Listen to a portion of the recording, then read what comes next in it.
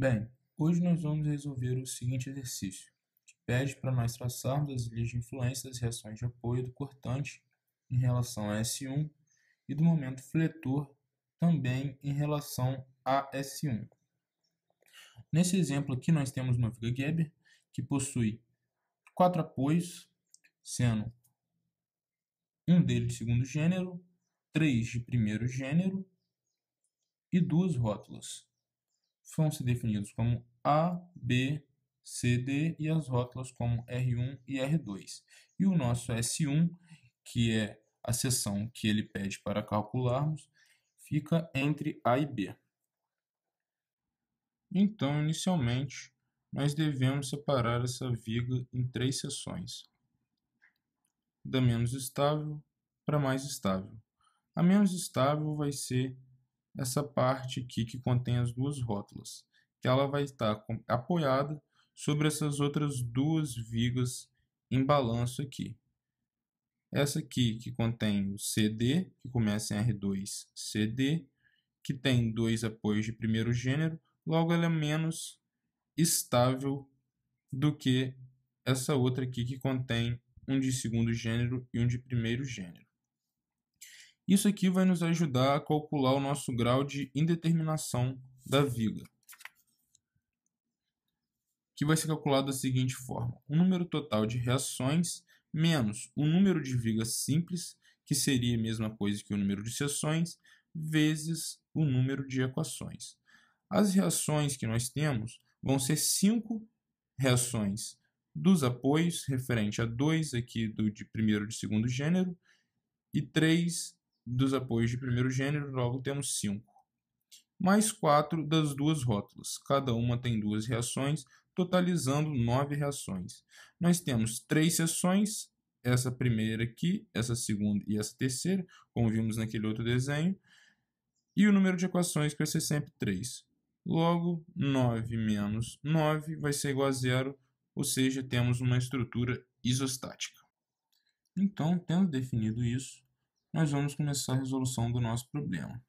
Então, a gente vai adotar uma carga vertical P igual a 1 kN, que vai se deslocar ao longo da viga, e sendo x a posição que ela se encontra, isso vai nos permitir conhecer as linhas de influência das reações de apoio, que no caso do nosso problema vão ser VA e VB, que são as reações que estão contidas nessa seção S1.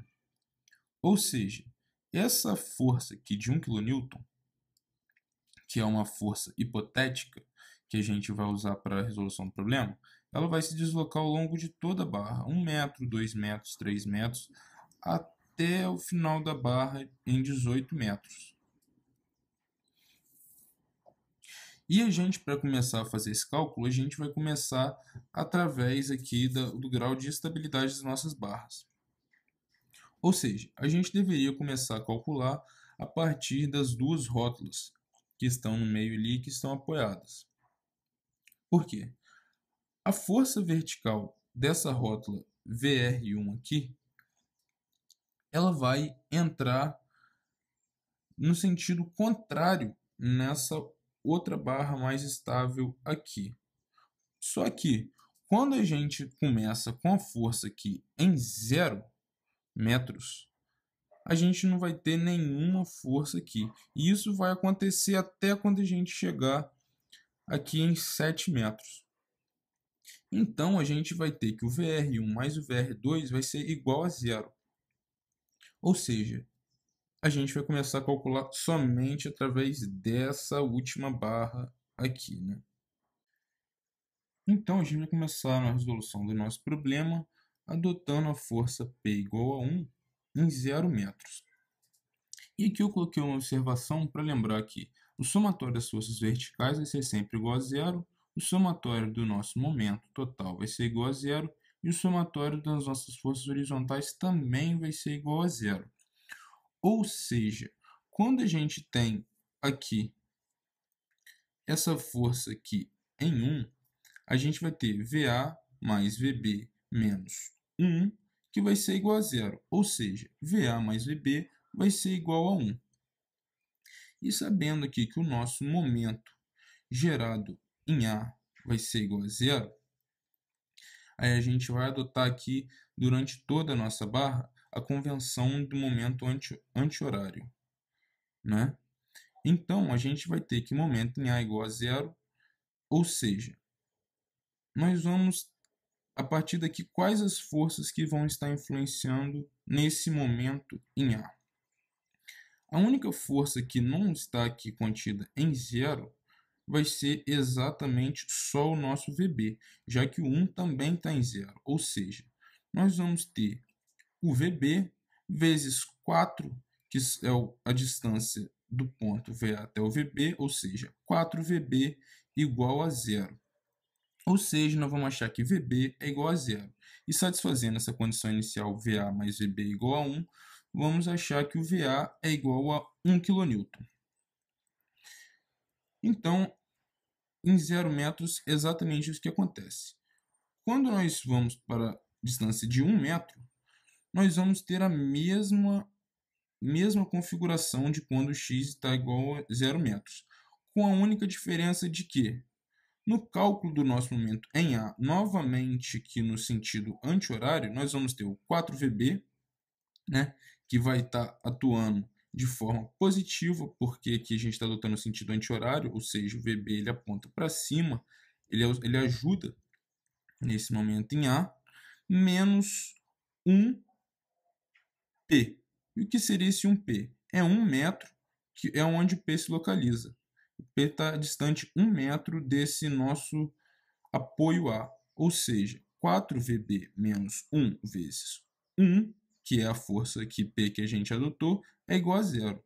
Ou seja, 4VB é igual a 1 e o VB vai ser igual a 0,25 kN. E satisfazendo novamente essa condição inicial VA mais VB igual a 1, vamos ter que o VA é igual a 0,75 kN. Então aqui, quando a nossa força está localizada nos 2 metros, a gente vai ter novamente a mesma configuração que a gente tinha quando ele estava em 1 metro. A gente vai ter o momento em A igual a zero, e nós vamos ter o VB a 4 metros fazendo a força, auxiliando nesse momento para cima, então 4 vezes VB, menos o P vezes os 2 metros, que agora ele está distante aqui, né? Então, a gente vai achar o VB igual a 0,5 e satisfazendo novamente aquela nossa condição inicial de VA mais VB igual a 1. O VA também vai ser igual a 0,5. Essa forma aqui vai se proceder durante quase toda essa barra aqui, ó. À medida que ela for andando, a gente vai calculando exatamente dessa mesma forma até os nossos 6 metros, né? A gente vai calcular exatamente dessa mesma forma, como vocês podem ver aqui, até os nossos 6 metros. Quando a gente chega em x igual a 7 metros, que vai ser quando ele vai estar localizado aqui, ele vai entrar exatamente sobre a nossa rótula R1 aqui em cima. Então, a partir deste momento, a gente vai começar a fazer um cálculo diferente. Porque, como a gente vai ver aqui, ó, a gente vendo aqui, quando ele chegar exatamente aqui nos 7 metros, ele vai estar sobre a rótula, né? Então, a gente vai ter que calcular esse nosso VR1 aqui. E a gente vai ter uma nova condição inicial aqui definida de VR1 mais VR2, que vai ser igual a 1. E a gente vai começar a calcular no momento a partir aqui do VR1 inicialmente. Ou seja, o momento em VR1, que vai ser igual a zero, vai ser exatamente daquela mesma forma. Nós vamos adotar ele no sentido anti-horário. O nosso VR2 está distante 4 metros, ele é a única força que auxilia nesse momento. Ou seja, o nosso VR2 vai ser igual a zero, porque a única força vertical que a gente tem e também horizontal que a gente tem aqui, que não está nessa barra 0, é a 1, que está na mesma, está também no ponto R1. Então, a gente vai achar que o nosso VR1 igual a 1 kN, satisfazendo essa condição inicial. O VR2 é igual a 0, o VR1 igual a 1. Então, a gente vai ter aqui que, com o VR1 ele para cima ali é 1 kN, ele vai reagir aqui embaixo nessa nossa outra viga aqui com 1 para baixo, né, nessa extremidade livre nossa aqui. Então, a gente vai ter aqui 1 kN, então a gente vai ter novamente a condição inicial nossa, VA mais VB igual a 1 kN, o momento em A novamente igual a 0, e daquela mesma forma nós vamos achar que o VB igual a 1,75 kN e o VA menos 0,75 kN. Quando a gente colocar o x igual a 8 metros, que ele vai estar localizado a 1 metro de distância do nosso VR1, a gente vai ter novamente aquela condição de VR1 mais VR2 igual a 1 kN, e o momento em R1 novamente, no sentido anti-horário igual a 0, nós vamos ter que 4VR1 menos 1, que vai estar agindo contra esse momento em R1, ou seja, nós vamos achar o nosso VR2 igual a 0,25 kN e o nosso V1 igual a 0,75 kN. Sendo assim, esse VR1 ele vai agir aqui nessa ponta solta aqui da nossa primeira barra com 0,75 na ponta dela aqui. Aí que muda todo o nosso cálculo. Porque aí o momento, novamente, a gente fazendo esse momento em A no sentido anti-horário igual a 0, nós vamos ter que 4VB, novamente aqui, o VB continua a mesma distância do A, menos 7, que é a distância até essa extremidade aqui da barra, vezes o 0,75, que é essa força aqui que o VR1 vai estar agindo aqui de forma contrária sobre essa ponta. Ou seja, vamos achar que o VB é igual a 1,3125 e o nosso VA mais VB nesse momento agora, ele não vai ser igual a 1 mais, vai ser igual a 0,75. Porque a única força contrária a ele aqui, lembrando que o nosso somatório das forças verticais tem que ser igual a 0, vai ser VA mais VB menos 0,75 igual a 0. Logo, exatamente igual a isso daqui, o nosso VA vai ser igual a menos 0,5625 kN. E essa mesma condição vai satisfazer quando x igual a 9 metros, que ele vai estar localizado aqui a 2 metros do nossa rótula 1. E a gente vai achar aqui que um VR1 igual a 0,5 kN. E aqui ele vai entrar aqui na extremidade solta com 0,5. E aí a gente vai achar um VB igual a 0,835 e um VA menos 0,375. E essa mesma condição vai satisfazer até quando nós chegarmos aqui em 11 metros, que como podemos ver aqui, é onde está localizado nossa segunda rótula, nossa rótula R2, correto? Então, quando a gente chegar aqui no momento em que x igual a 11 metros, que ele vai estar, a força aqui P vai estar exatamente sobre o nosso R2, a gente vai ter que o momento em R1 igual a 0 e que 4VR2 menos 4P igual a 0. Lembrando que o nosso P é igual a 1, então o nosso VR2 vai ser igual a 1. E satisfazendo a nossa condição de VR1 mais VR2 igual a 1, o nosso VR1 vai ser igual a 0. Então, ele vai entrar aqui nessa barra com nenhuma força vertical aqui. Então, tanto o nosso VA quanto o nosso VB vão ser zero. E a partir de 11 metros, todos os valores, tanto VR1 quanto VR2, vão ser zero. Então, sempre o VA e o VB, que estão aqui na nossa seção S1, que é a seção que a gente quer calcular, também vão ser igual a zero. Lembrando aqui, a partir daqui vai ser sempre zero todo o resto do sistema. Então, depois de calculados todos os valores de VA e VB ao longo de toda a movimentação de P ao longo de toda a nossa viga, nós vamos chegar à seguinte tabela. Em 0, 1, 2, 3, 4, 5, à medida que o nosso P vai se deslocando ao longo da barra, os valores de VA e VB vão mudando juntamente com isso, e a partir dos 11 metros, que é quando ele passa da nossa segunda rótula, eles vão ser sempre zero, como observados aqui. E a partir desses valores de VA e VB, nós vamos conseguir definir os nossos valores da cortante e do momento fletor, que é o que ele pede lá inicialmente na nossa questão. Então, nós vamos ter aqui, nós temos por convenção que a linha de influência da força cortante e do momento fletor numa seção entre os apoios vai acontecer dessa seguinte forma aqui, usando um exemplo genérico.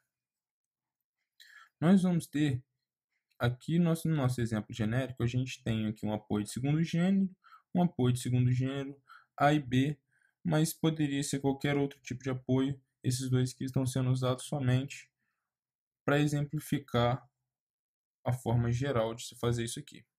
Então, a nossa linha de influência de QS, que é o nosso cortante, vai ser obtida através das linhas de influência de VA e VB.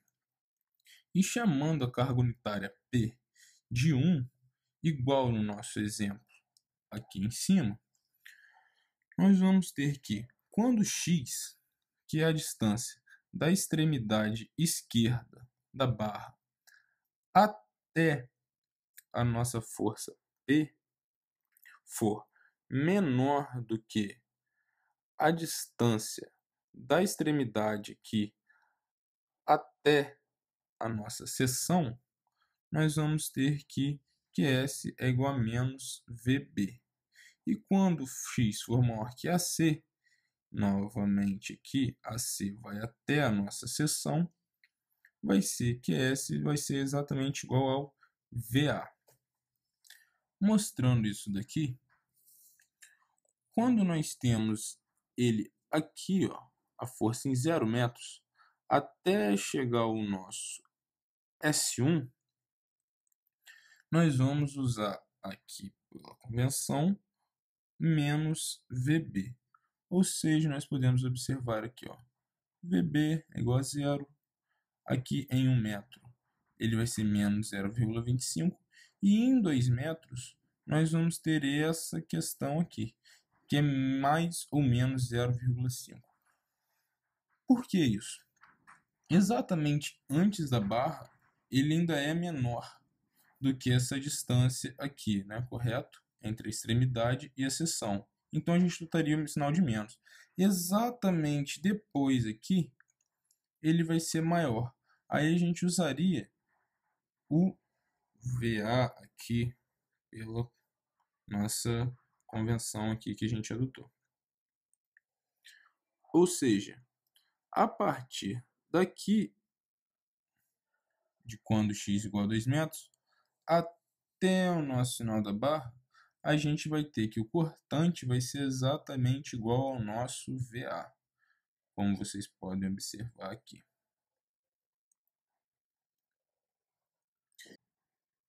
Então, esse aqui a gente vai entender esse mais ou menos melhor na hora que a gente for traçar o nosso diagrama. E o nosso momento vai ser definido dessa forma. A linha de influência de MS, que é o nosso momento fletor, na seção, também será obtida a partir das linhas de influências de VA e VB, novamente usando as distâncias. Quando x for menor que AC, o nosso momento fletor aqui da seção vai ser igual a VB vezes o D, que é a distância do apoio B até a seção.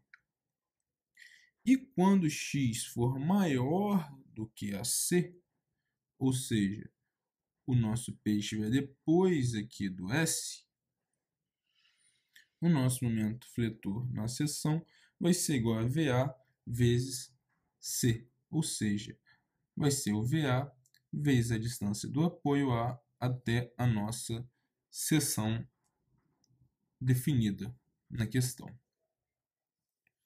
Então, usando aqui, a gente vai ter de 0 até o nosso 2, a gente vai usar exatamente o nosso VB ali, conforme definido, vezes D, que seria aqui no caso a distância de 2 metros, que é a distância da seção 1 até o B, 2 metros.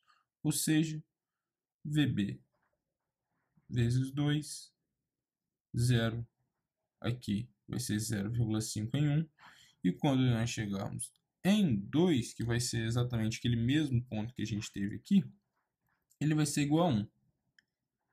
E a gente pode observar aqui, novamente aqui em cima, que a partir daqui a gente vai definir que vai ser o VA, né, vezes o C, que também é 2 metros.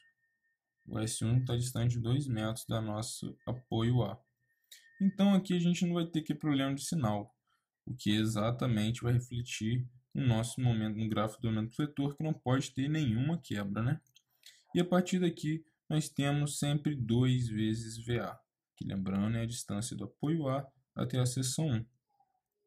Então, como a gente pode observar aqui, é exatamente isso que vai acontecendo ao longo da nossa tabela. E a partir de 11 metros, todos os valores vão ser 0. Correto?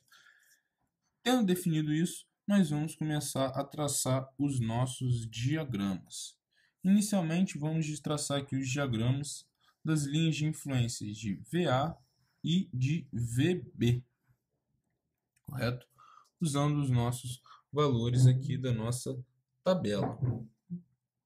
Nós temos aqui o nosso VA começando em 1 metro e cruzando aqui os 0 metros, o 0 no valor de 4 metros, exatamente como na nossa tabela aqui. E o valor mínimo dele de 0,75 kN em 7 metros. Como nós podemos observar aqui, e ele vai cruzar novamente o 0 e se manter em 11 metros, que é ali na rótula. O nosso VB não vai ter essa variação negativa, ele vai ter somente a variação crescente aqui, né?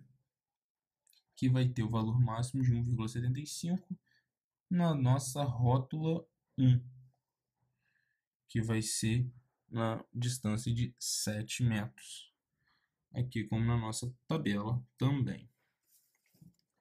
Agora traçando o nosso, isso são as linhas de influência de VA e VB, né?